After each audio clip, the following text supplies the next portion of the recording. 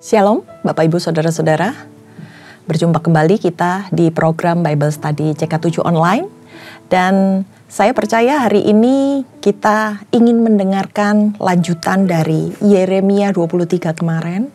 Dan kiranya kita hari ini mendapatkan sesuatu yang baru.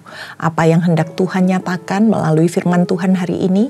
Karena kita percaya saudara-saudara bahwa firman Tuhan itu menguatkan kehidupan kita. Dan ketika kita mempelajari lebih dalam lagi, kita memiliki pengetahuan-pengetahuan yang bisa kita terapkan di dalam kehidupan kita hari-hari ini. Nah, hari ini kita akan membahasnya cukup singkat saudara-saudara, hanya lewat 10 ayat. Tapi sebelumnya mari kita siapkan hati kita untuk kita memuji dan menyembah Tuhan.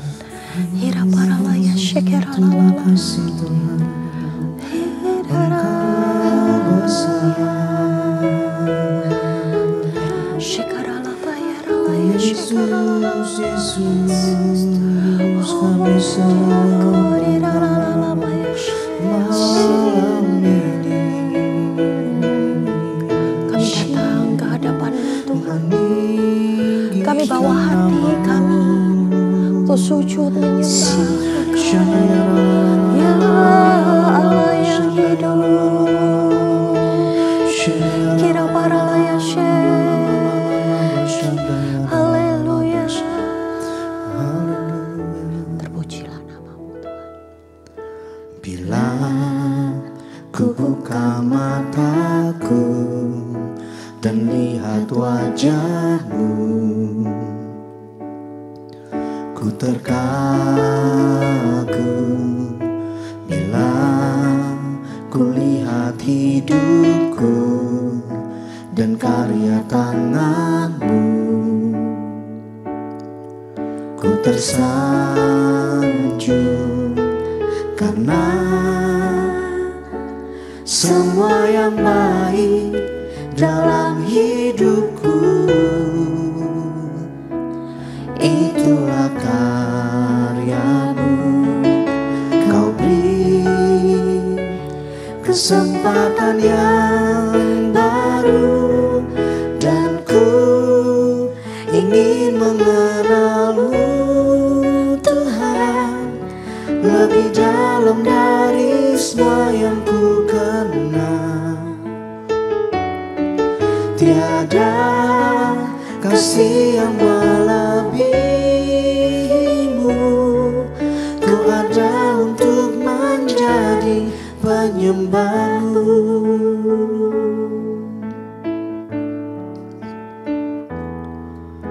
Bila ku buka mataku dan lihat wajah-Mu, ku terkagum.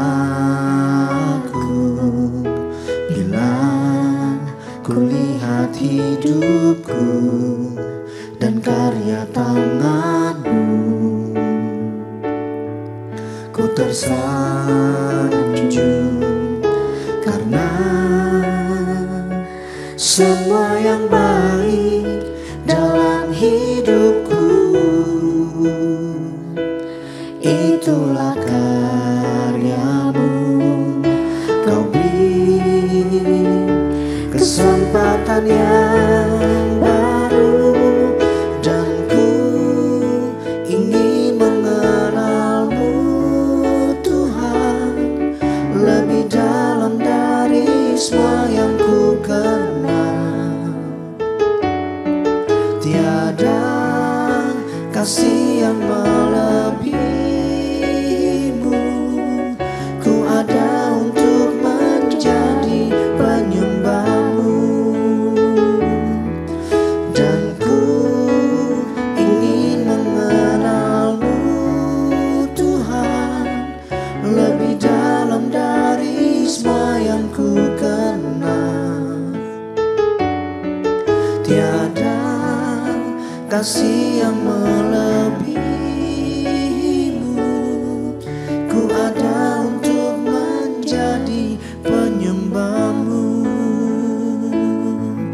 dan ku ingin mengenal-Mu Tuhan lebih dalam dari semua yang ku kenal. Tiada kasih yang melebihimu. Ku ada untuk menjadi penyembahmu, dan ku ingin mengenalmu Tuhan, lebih dalam dari semua yang ku kenal. Tiada kasih yang melebihimu. Ku ada untuk menjadi penyembahmu. Ku ada untuk menjadi penyembahmu. Ku ada untuk menjadi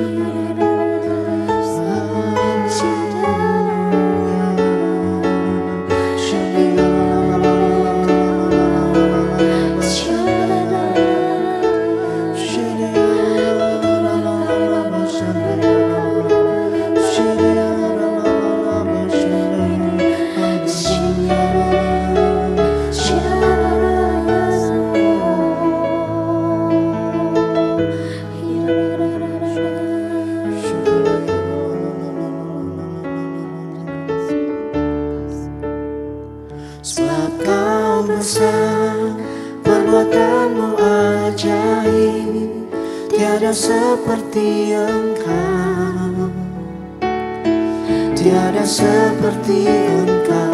Sebab Kau besar, perbuatanmu ajaib, tiada seperti Engkau,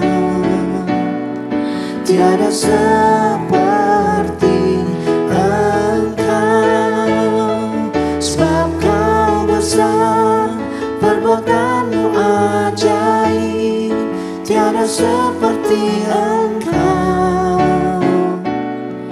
tiada seperti Engkau. Sebab Kau besar, perbuatanmu ajaib, tiada seperti Engkau, tiada seperti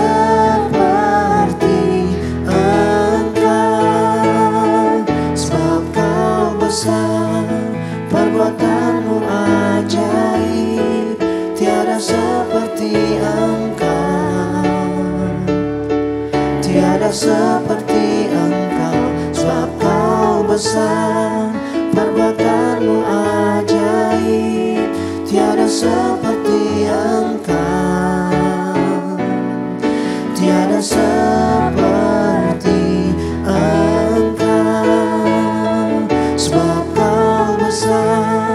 perbuatanmu ajaib, tiada seperti Engkau,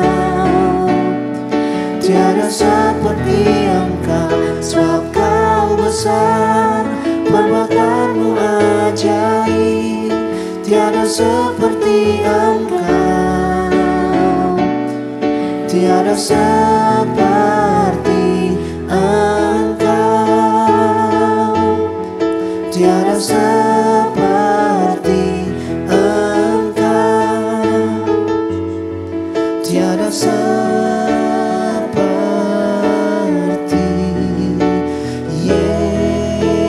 Yesus,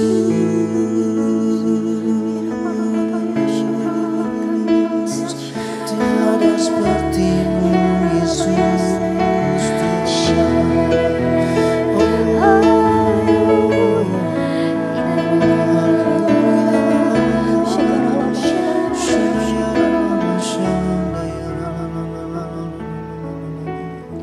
Biar seumur hidup kami Tuhan, kami senantiasa meninggikan dan memuliakan nama-Mu, bahwa tiada Allah yang seperti Engkau ya Bapa.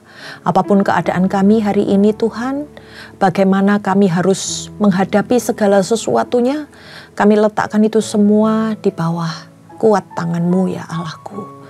Hari ini Tuhan, kami izinkan Engkau untuk berbicara di dalam kehidupan kami. Biar setiap firman-Mu itu Tuhan menjadi pelita di dalam langkah hidup kami ya Bapa. Ketika kami ada di dunia ini Tuhan, ketika kami menjalankan seluruh aktivitas kami ya Tuhan, biar mata kami hanya tertuju kepadamu ya Bapa.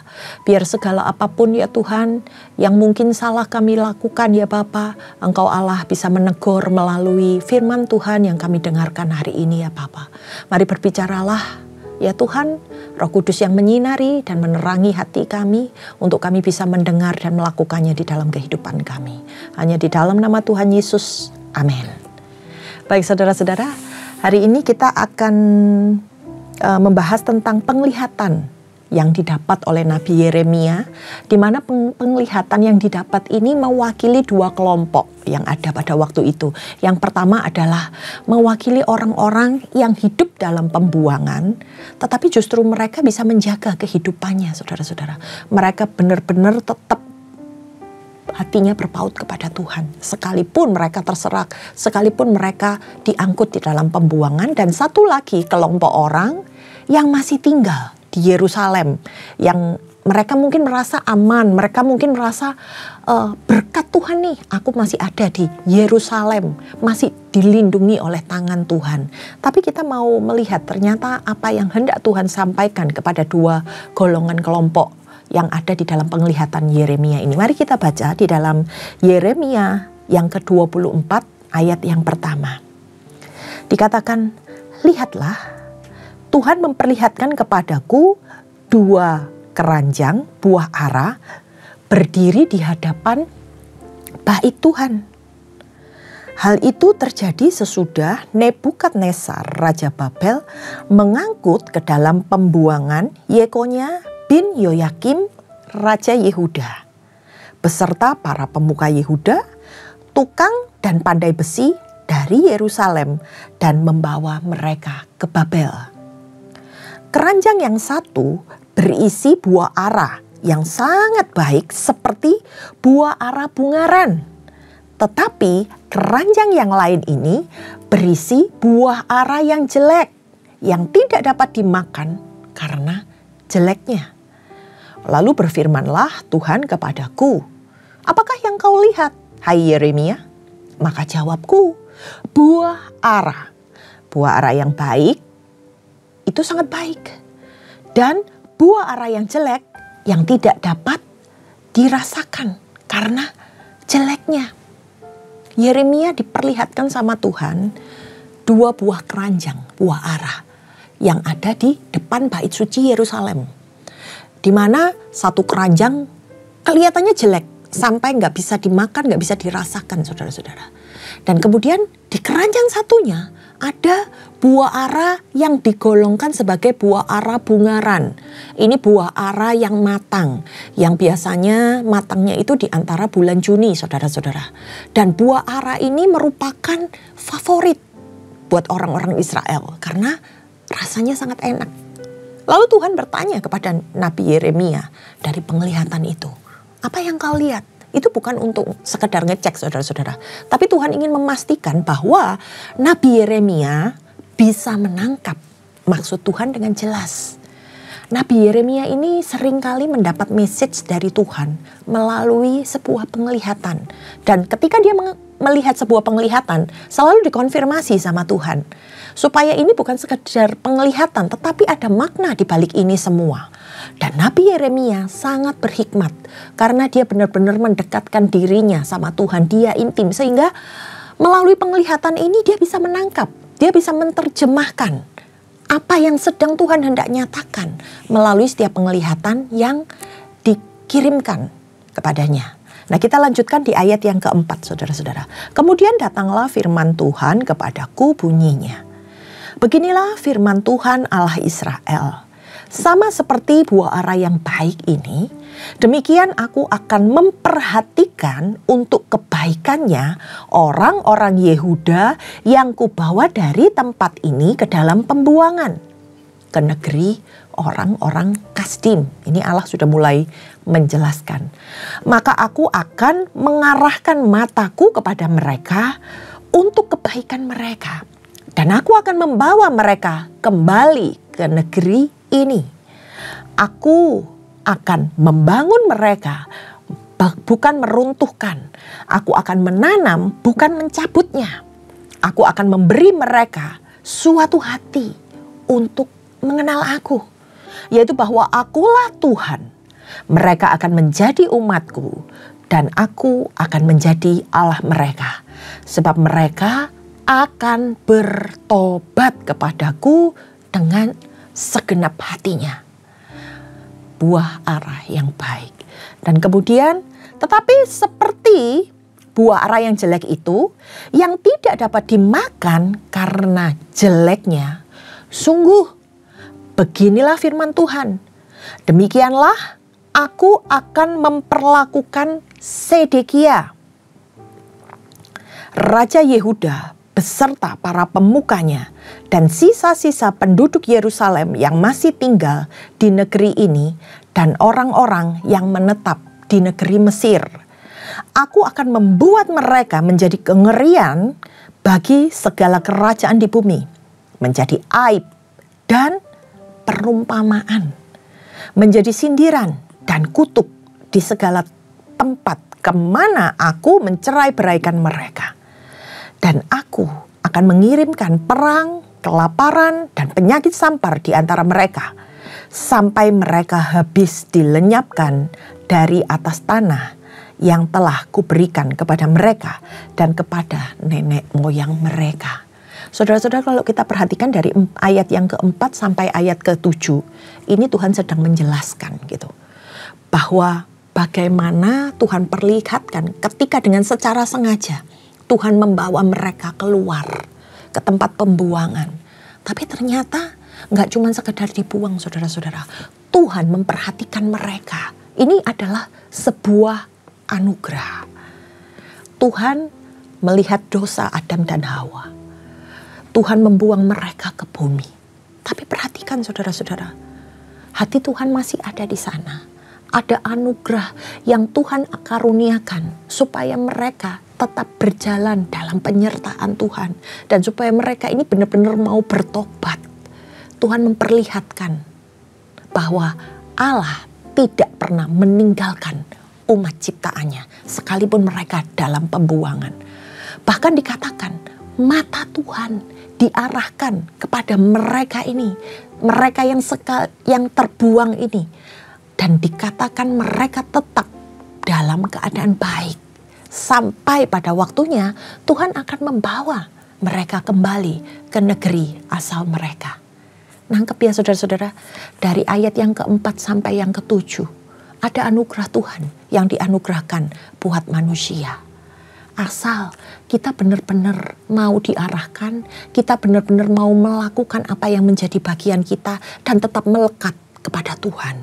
Mata Tuhan masih tetap memperhatikan kita.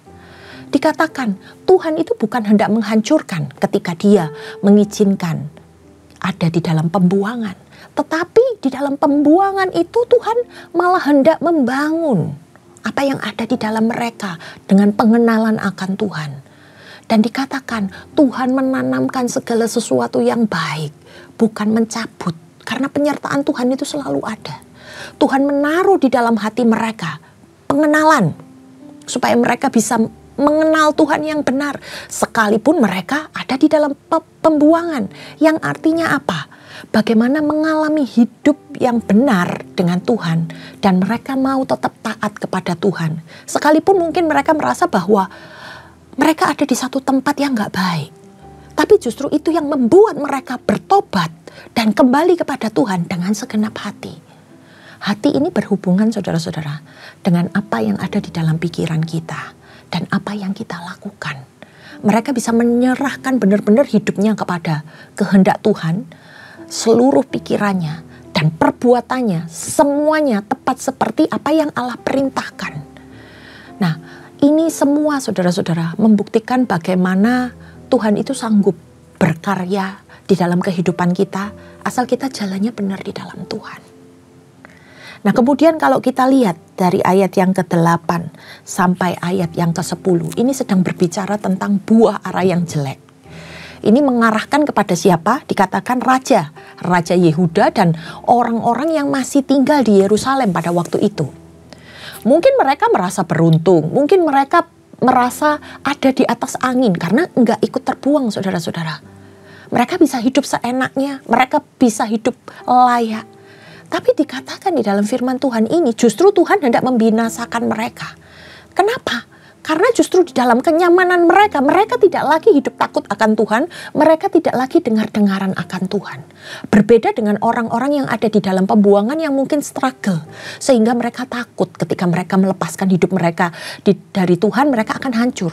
Tetapi orang-orang yang ada di dalam tempat Yerusalem ini, mereka merasa bahwa nggak ada apa-apa di sini, kita baik-baik saja. Mereka menjalankan kehidupan mereka sesuai dengan apa yang mereka mau. Kenyamanan itu justru kadang membawa hidup kita itu tersesat, saudara-saudara, apabila kita tidak berhati-hati. Bukankah kita sering juga berada di dalam keadaan-keadaan seperti ini? Kita merasa aman, kita merasa nyaman, keadaan kami baik-baik saja. Dan di situ kita mulai memalingkan wajah kita. Kita sudah nggak dengar-dengaran akan peringatan-peringatan Tuhan. Mulai sulit untuk diarahkan. Padahal kita ada di dalam keselamatannya Tuhan. Tapi apa yang kita lakukan, apa yang kita perkatakan tidak sesuai dengan apa yang jadi maunya Tuhan. Nah, saudara-saudara, ada hal-hal yang bisa kita pahami melalui pasal ini.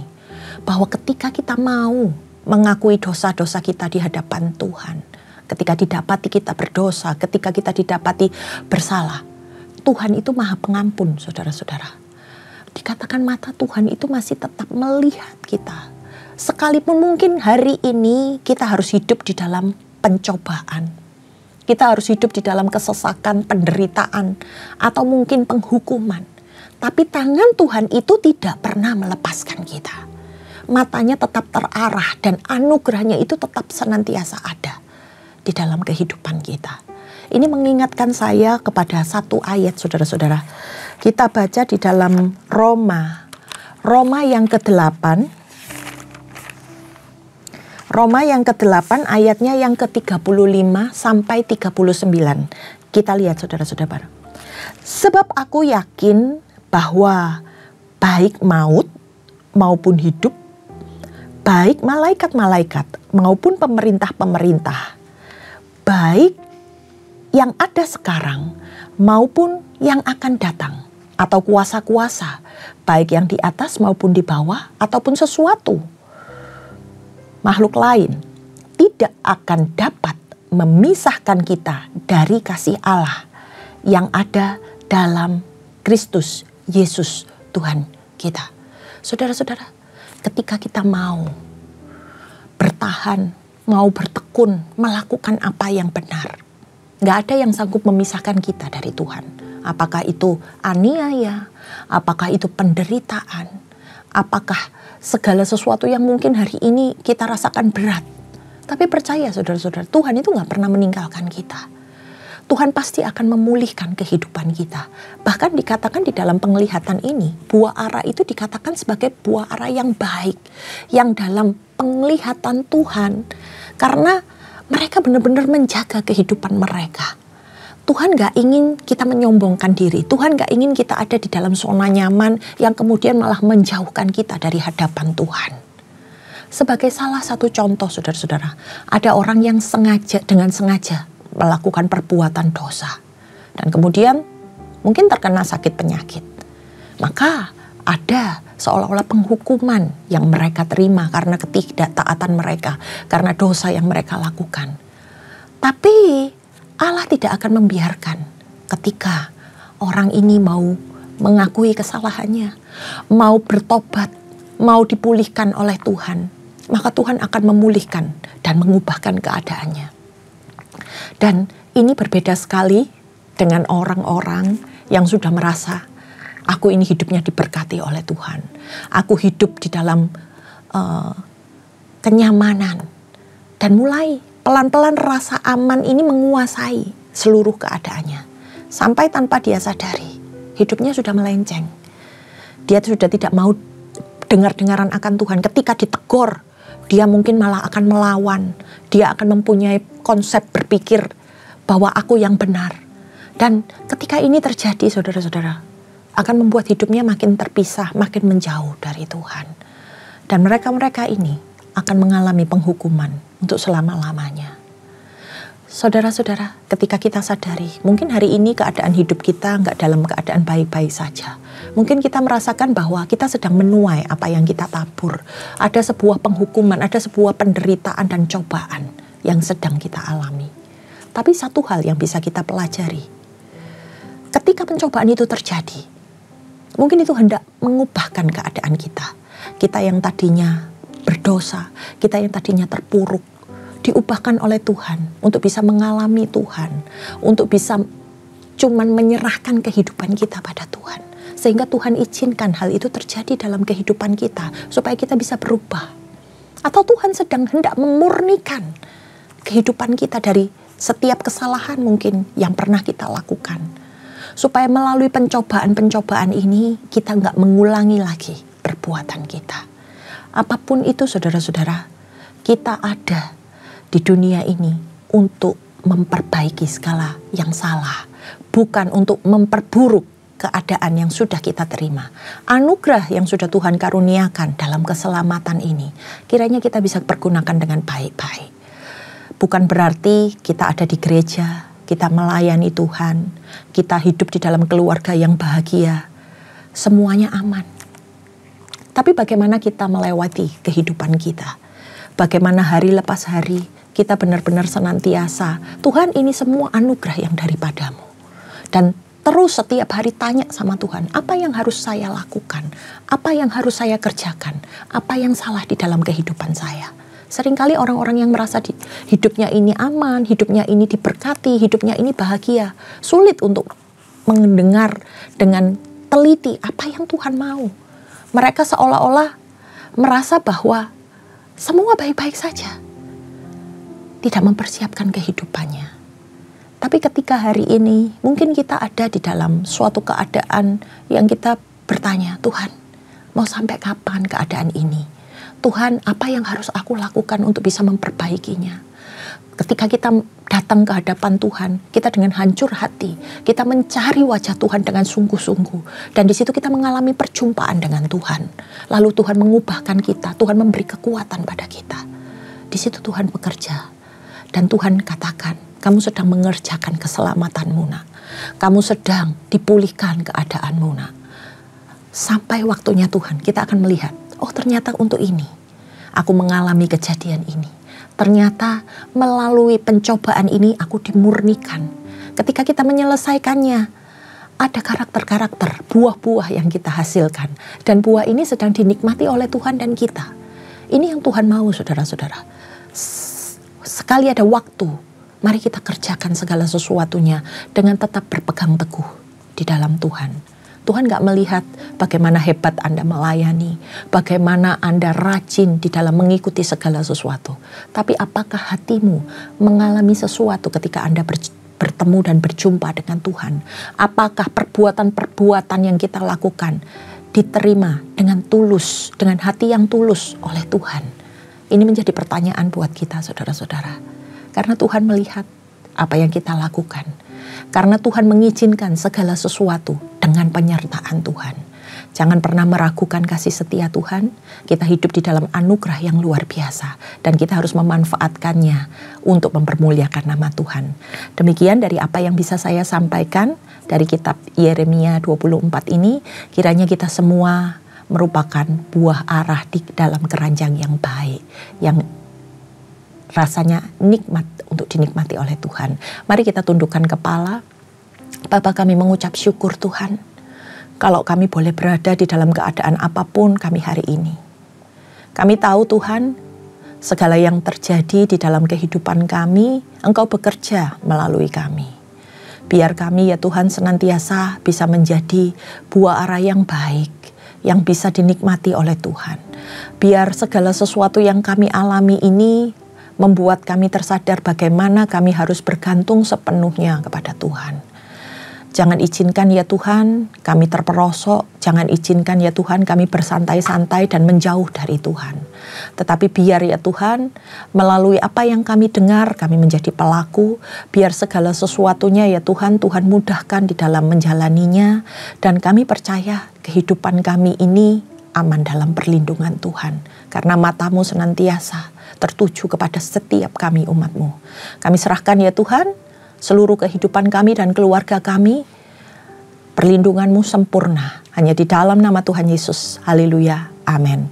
Baik, terima kasih saudara-saudara. Sampai ketemu di Bible Study selanjutnya. Tuhan Yesus memberkati.